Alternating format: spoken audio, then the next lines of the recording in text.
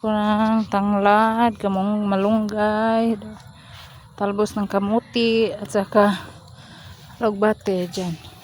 Yan ang nanguha ko. Yan. Kasi may ulo ako ng isda na tira kagabi sa inihaw. Kaya lagyan ko ng gulay. Ayan.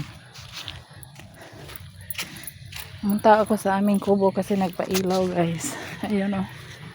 Ayan. Tapos sabay kuha ng gulay, tanglad, malunggay, logbati, tsaka talbos ng kamuti. Ito, guys, o. Ayan. Ayan yung malunggay. Ayan yung talbos ng kamuti. Ay, malaki yung alugbati. Alugbati. Kunti lang yung alugbati. Tsaka ito. Ayan. Sahog ko yan sa aking inihaw na tulingan. Oh.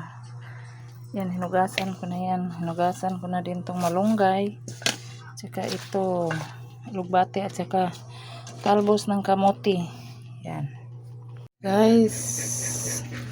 Good evening. Ito yung ating sinabawan ulo ng tulingan. Tsaka yan. Tira yan kagabi kasi nag-ihaw kami, guys, ng tulingan at bangus. Tapos gulayan ko.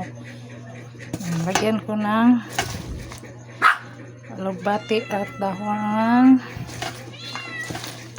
ng kamote. Yan yung ating alugbati at saka malunggay. Nilagay na natin yung alugbati at saka talbos ng kamote. Sarap, pabango kasi may tanglad. Dali lang naman ito kasi luto na yung kuan. Tapos lagyan na natin yung malunggay.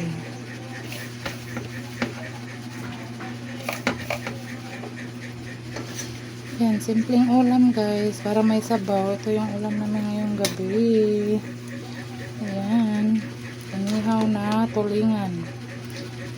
Lagyan ko ng gulay. Ayan. Ayan, kainan na. Ano, guys, kain na tayo, guys.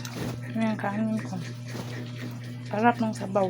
Ayan, thank you for watching. Bye-bye. Ito yung ulam namin ngayong gabi.